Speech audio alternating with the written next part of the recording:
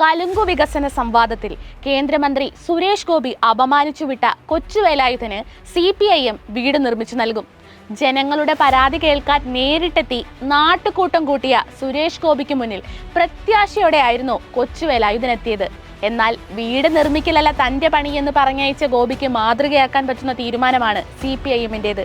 തൃശൂർ പുള്ളിലെ കൊച്ചുവേലായുധന്റെ വീട്ടിലെത്തിയ CPIM ജില്ലാ secretary KV Abdul Khader നിർമ്മാണ പ്രവർത്തനങ്ങൾ ഉടനെ തുടങ്ങുമെന്ന് ഉറപ്പു നൽകി.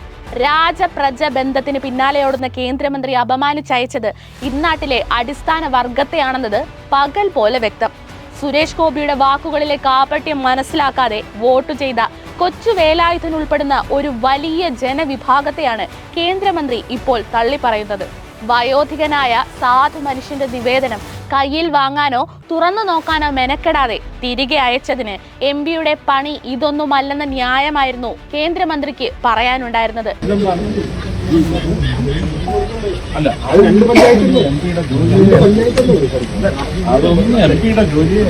വിവാദ പരാമർശങ്ങളും സിനിമാറ്റിക് ഡയലോഗുകളും കൊണ്ട് മാത്രം പിടിച്ചു നിൽക്കുന്ന സുരേഷ് ഗോപിയുടെ ഈ പ്രവൃത്തി സമൂഹ മാധ്യമങ്ങളിൽ പതിവ് പോലെ ജനരോഷം ഉണ്ടാക്കുകയാണ് ചെയ്തത്. ജനങ്ങളെ കേൾക്കാൻ ജനനായകൻ എന്നൊക്കെ BJP മാധ്യമങ്ങൾ കൊട്ടിഘോഷിച്ച ആൽമരത്തണലിലെ കലുങ്ക് സംവാദം ജനങ്ങൾക്ക് വേണ്ടി ആയിരുന്നില്ല എന്നുള്ളതിനുള്ള ഉദാഹരണമാണ് കൊച്ചുവേലായുധന് നേരിട്ട ഈ അപമാനം.